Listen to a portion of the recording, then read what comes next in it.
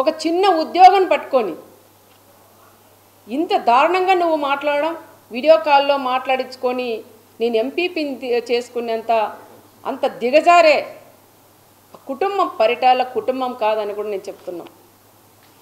అనవసరంగా పదే పదే చేతగాని మాజీ ఎమ్మెల్యే చెప్పిన మాటలు నువ్వు కూడా విని నువ్వు కూడా పేపర్లు తీసుకొని చదవడం అది కరెక్ట్ కాదు. ఇక్కడ ఏం జరిగిందనేది ఒక్కసారి తెలుసుకోవాలని కూడా చెప్తున్నాం. మరి రెండో రోజు ఏమైందయ్యా మీకు? రెండో రోజన్నా రావచ్చు కదా. అక్కడెక్కడో సముద్రంతో తీసుకుపోయాడంట. అక్కడ తీసుకొని పోయి మేము 10:30, 11 అయితేనే లేదు నేను ఎలక్షన్ బాయ్కాట్ చేశాను అని. నీ చేతగాని తనం కదా అది. ఒక మహిళ 4 సార్లు 3 సార్లు ఓడిపోయినాడు ఆయన. ఆ చేతగాని దద్దమ్మ ఈరోజు ఎంపీటీసీ ఎలక్షన్లో సునీతమ్మ అడ్డుకుంటుందంటావు. ఒక ఆడ మనిషి చేతలో నువ్వు అడ్డుకుంటున్నారంటే నీ పక్కన కూర్చుండే నీ మాజీ ఎమ్మెల్యేలు కూడా నవ్వే పరిస్థితి కూడా ఏర్పడుతుంది. చేతగాని మాజీ ఎమ్మెల్యేలు కూడా ఈరోజు ఎంపీటీసీలను తీసుకొని పోయి వాళ్ళు ప్రమాణ స్వీకారం చేయించుకున్నారు. నువ్వేదో తోపు అని చెప్పుకుంటావు, ఇక్కడ చూస్తే తోపు లేదు, జీరో అయిపోయినావు. నువ్వు మాట్లాడతావా మా గురించి? మళ్ళీ పోలీసుల గురించి. పోలీసులు కూడా ఇప్పుడైనా తెలుసుకొని మాట్లాడాలి. ఎందుకంటే మొన్న జరిగినప్పుడైనా ఎస్పీ మేడం గారికి కూడా నేను చెప్తున్నాం, పదే పదే పోలీసుల్ని టార్గెట్ చేసి మాట్లాడుతున్నారు. అమ్మా ఇప్పుడైనా ఎస్పీ గారు మీరు మాట్లాడండి, మీ వాళ్ళకు కూడా మీరు భరోసా ఇవ్వండి. మీరు ఎందుకు సైలెంట్గా ఉన్నారో నాకు కూడా అర్థం కాలేదు. ఒక మహిళ ఎస్పీ వచ్చిందని ఎంతో గర్వపడినా, ఒక మహిళగా నువ్వు గర్వంగా మమ్మల్ని కూడా తలెత్తుకునేలాగా చేయాలి. మీరు ఒక ప్రెస్ మీట్ పెట్టండి. ఏం జరిగింది ఆ రోజు లింగమయ్య దాంట్లో ఏం జరిగింది, ఇప్పుడు ఏం జరిగింది, ఈరోజు జగన్ రెడ్డి ఏం చెప్పారు, పోలీసులు నిజంగా అడ్డుకున్నారా, ఈ విషయాలన్నీ కూడా చెప్పే బాధ్యత ఇది ఎస్పీ గారి మీద కూడా ఉంది.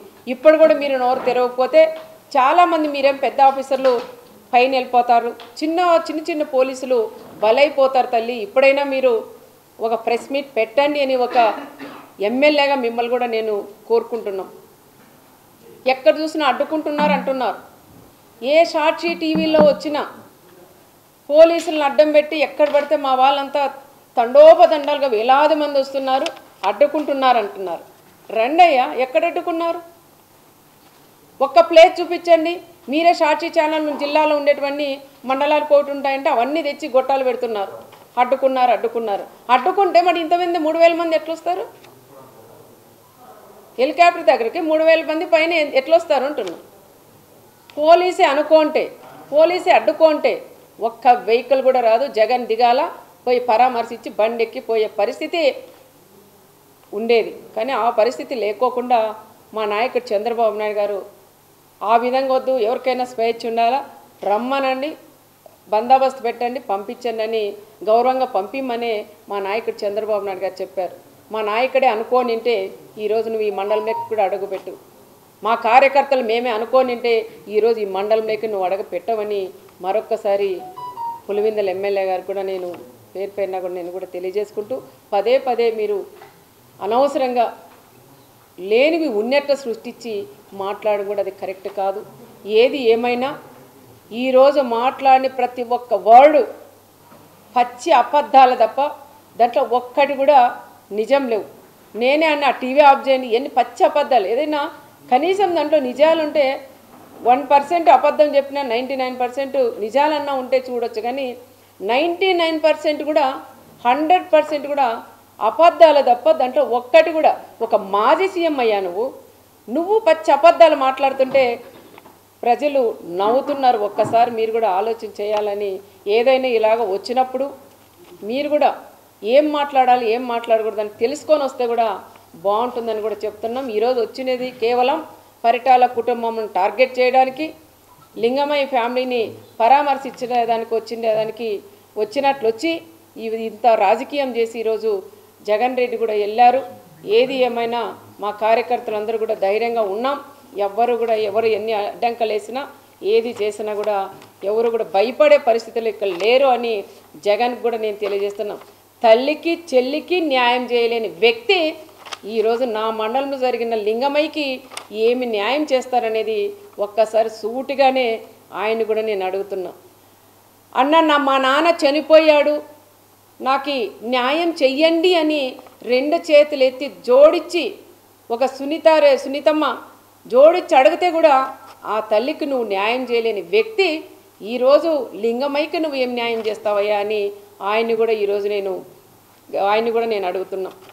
ఇంకొకసారి ఎక్కడన్నా నువ్వు పోయినప్పుడు జైలు పలికించుకుంటూ ఎవరైనా చనిపోతే ఆ కుటుంబంతో ఏ విధంగా కూర్చొని పరామర్శించాలనేది కూడా తెలియని వ్యక్తి నువ్వు అని కూడా చెప్తున్నావు. ఎందుకు వస్తాయాలు నవ్వులు? చావు అయిపోయి 9 రేపు దినమంట. ఈరోజు తను కూర్చొని నువ్వు ముందర మాట్లాడుతూ వెనక నీ వాళ్ళంతా కిలకిల నవ్వుతారా? వాళ్ళు ప్రాణం పోగొట్టుకొని ఆ కుటుంబం ఏడుస్తుంటే నీ వాళ్ళు నీతో పాటి నీకు నవ్వేది తెలియదు, ఏడ్చేది తెలియదు, రెండింటికి సంబంధం లేకుండా నువ్వు అక్కడ కూర్చొని ఆ కుటుంబాలను ఆ విధంగా మీ వాళ్ళందరూ కూడా నవ్వుకుంటూ వాళ్ళని పరామర్శించేది కూడా అది కరెక్ట్ కాదని మరొకసారి జగన్ రెడ్డి కూడా తెలియజేసుకుంటూ, మా గ్రామాల్లో చిచ్చులు పెట్టావు, చిచ్చులు పెట్టొద్దు అన్నావు, పెట్టావు. ఇంకోటి మా కార్యకర్తలందరూ ఒకటే ఛాలెంజ్ చేశారు, నువ్వు వస్తున్నావు బీసీలను నువ్వు చెప్తున్నావు, మరి బీసీలు నువ్వు వచ్చినప్పుడు ఈ రాప్తాడు నియోజకవర్గం ఒక బీసీ అభ్యర్థికి ఇన్ఛార్జ్ ఇవ్వమని ఛాలెంజ్ చేసి మా బీసీలందరూ కూడా అడిగారు. కురువ కమ్యూనిటీకి సంబంధించిన లీడర్లు అడిగారు, వాల్మీకి సంబంధించిన వాళ్ళు అడిగారు.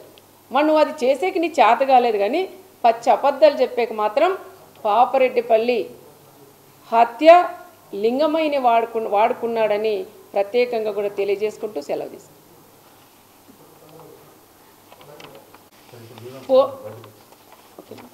పోలీసుల్ని అదే చూడాలండి. ఎందుకంటే ఈరోజు జగన్ రెడ్డి వస్తున్నాడు, పులివెందుల ఎమ్మెల్యే వస్తున్నారని పోలీసులు కూడా రెడ్ కార్పెట్ వేసి ఆహ్వానించినారు.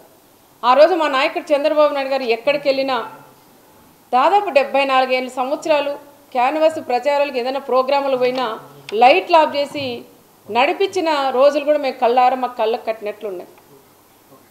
ఆ విధంగా మేము కూడా చేయకోకుండా జగన్ రెడ్డి వచ్చినప్పుడు రెడ్ కార్పెట్ వేసి పోలీసుల్ని ఎక్కడ ఇబ్బంది లేకోకుండా వచ్చిన వాళ్ళ కార్యకర్తలు కూడా పంపించమని చెప్పిన నాయకుడు మా నాయకుడు చంద్రబాబు నాయుడు గారు. పోలీసు కూడా అదే విధంగా చేశారు. మరి పోలీసుని ఎందుకు టార్గెట్ చేస్తున్నారో అర్థం, అంటే నీకు రెడ్ కార్పెట్ వేసిన దానిక, లేదంటే ఎక్కడ వాళ్ళు అక్కడ కట్ చేసింటే నీ దగ్గరకు ఒక పిల్లకున్న కూడా నీ దగ్గరికి రాదు.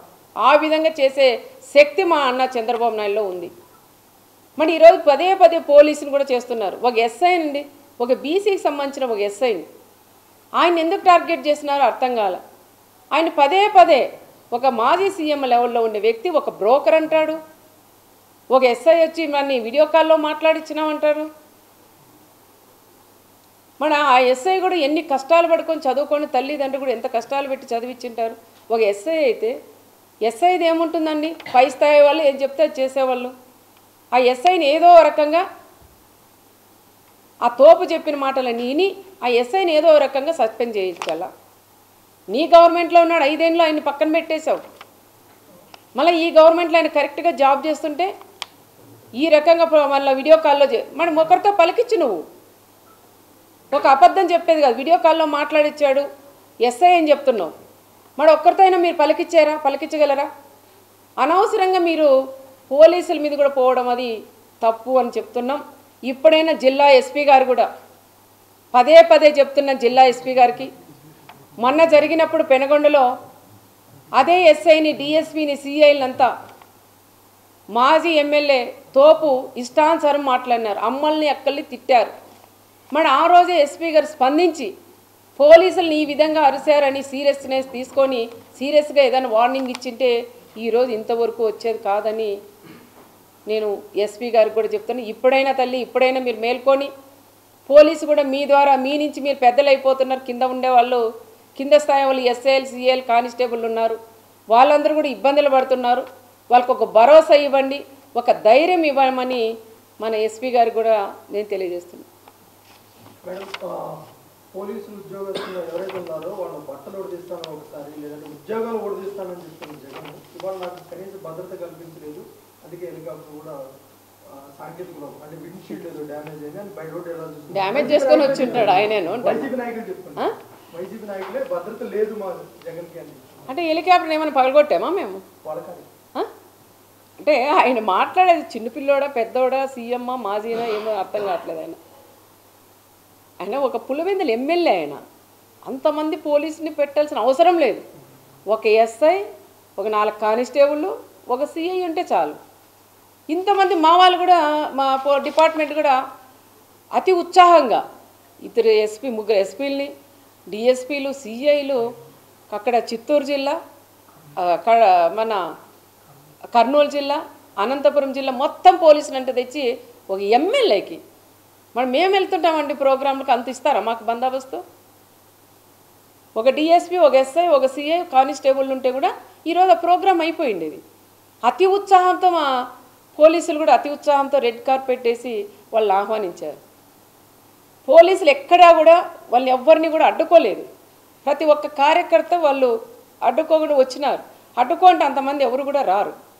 అనవసరంగా వాళ్ళ వాళ్ళ ఛానళ్ళు ఉంటాయి కొన్ని, ఆ ఛానళ్ళు సాక్షి వాళ్ళు అయితే మండలానికి ఎవరు వచ్చినట్లున్నారు, ప్రతి ఒక్క వీధుల్లోనూ పెడుతున్నారు. అడ్డుకున్నారు. ఎక్కడ అడ్డుకున్నారయ్యా? మీ సాక్షి వాళ్ళు ఎవరైతే ప్రెస్ వాళ్ళు ఉన్నారో దమ్ముల మీద చేసుకొని మీరు చెప్పగలరా జగన్ రెడ్డికి పోలీసులు అడ్డుకున్నారని? పోలీసులు అడ్డుకున్నారని అది జనాలు రాక ఆ రకంగా కూడా చెప్పుకున్నారు. రెండోది వచ్చేసి హెలికాప్టర్ ఏదో అర్థం చేయలేదు, ఎవరు తెలుసు అది? ఇంకా దాంట్లోకి ఎక్కినాక పరిటాల వాళ్ళు దాన్ని పగలగొట్టినాడని ఆ తోపు చెప్పలేదు. ఇంకా చెప్తాడేమో అది కూడాను, ఏదో పైనింటి రాయి ఇసిరిందాయమ్మా దానికి ఇది పోయిందని. నీకు తెలియదు హెలికాప్టర్ ఎట్లా ఉందనేది? అదే పనిగా నువ్వు రోడ్డు మీద పోవాల బై రోడ్ ఇట్లని జనాలందరికీ ఇట్లా చేతులు పోవాలన్న ఆలోచనతోనే హెలికాప్టర్ చూపిస్తూ ఆయన ఈ విధంగా రోడ్ మ్యాప్ పోయినాడు. కానీ పోలీసులకి దీనికి ఎటువంటి సంబంధం లేదు అని చెప్తారు.